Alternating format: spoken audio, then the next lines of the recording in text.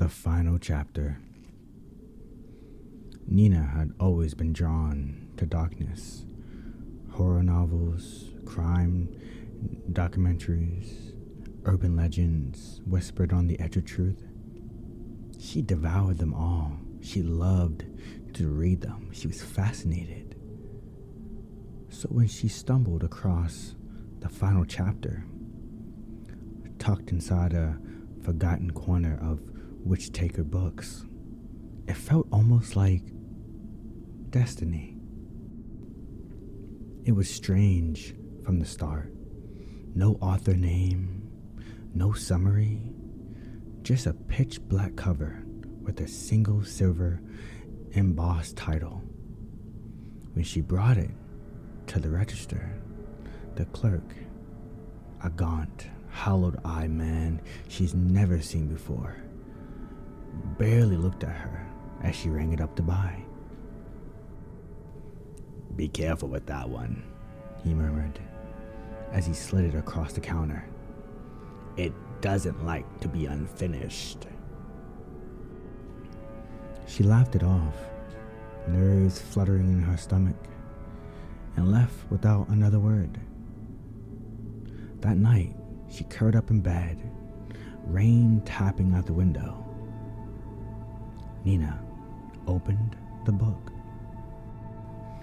It began innocently enough. A nameless young woman living alone in a small, aging house on the edge of town. A strained relationship with her recovering alcoholic father. A best friend who drifted in and out of her life. And a boyfriend whose promises felt thinner with each passing day. Nina's fingers tightened around the pages. It was too close. Almost word for word, it was her life. But curiosity drowned out fear. She kept reading. The woman started finding things out of place. Photos were missing from frames, her diary rewritten with words she did not remember writing. She would wake to find herself standing at windows she hadn't opened, staring into the dark yard without knowing why.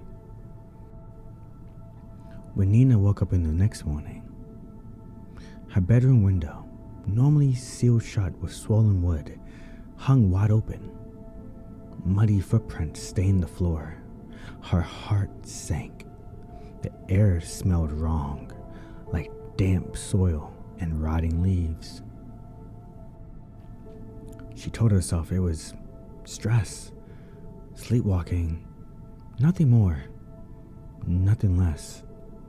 But still, she buried the book under piles of laundry. She wouldn't read it anymore. She wouldn't feed it. But the final chapter, the book itself, had other ideas. That evening, when she returned home from work, the book was waiting for her on the kitchen table, open and waiting. The pages she had not read were already changing. New scenes bleeding onto the paper, shifting into living things. She watched, frozen in terror, as the words twisted themselves into fresh descriptions. She locked the doors, nailed the windows shut, and waited. But fate is a patient predator. The woman in the book grew desperate, paranoid. She tried to change her story, leaving town, calling for help, but the world seemed to work against her. Cars wouldn't start, phones went dead, roads twisted back towards the house no matter which direction she drove. The trap was already sprung, and always the clock ticked down. 7 days from the first page turned. 7 days until someone close would end her life. Nina tore the book apart that night, shredding the pages, throwing them into the fireplace. But they refused to burn. The paper hissed and smoked, but did not blacken.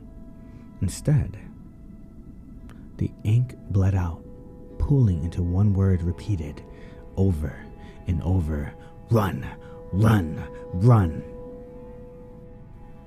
The next day, Nina packed a bag and fled to Ellie's house, her childhood best friend. Ellie was hesitant at first, wide-eyed and nervous, but she let Nina stay.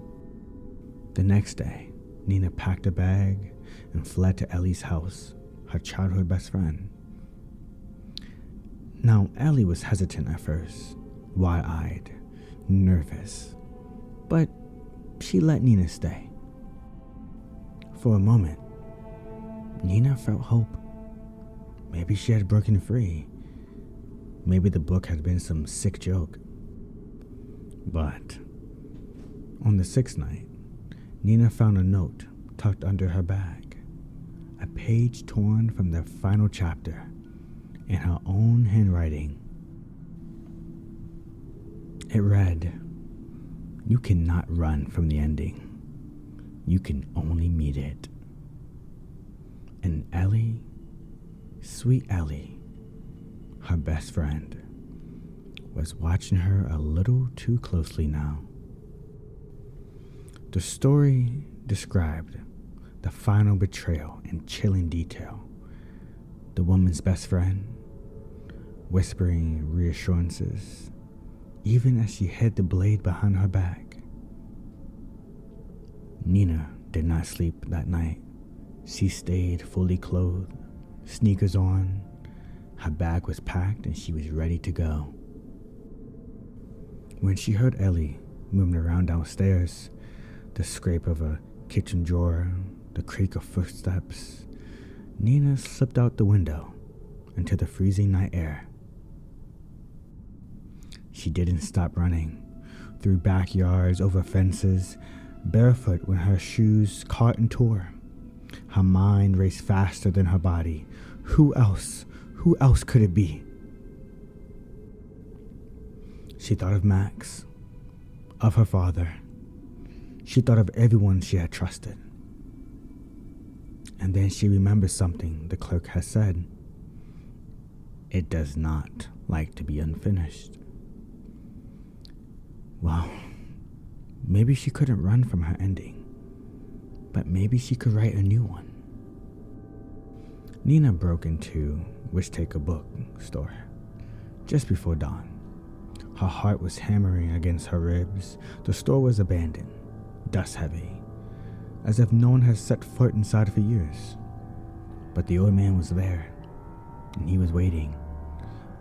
Behind the counter, the same blank stare fixed on her.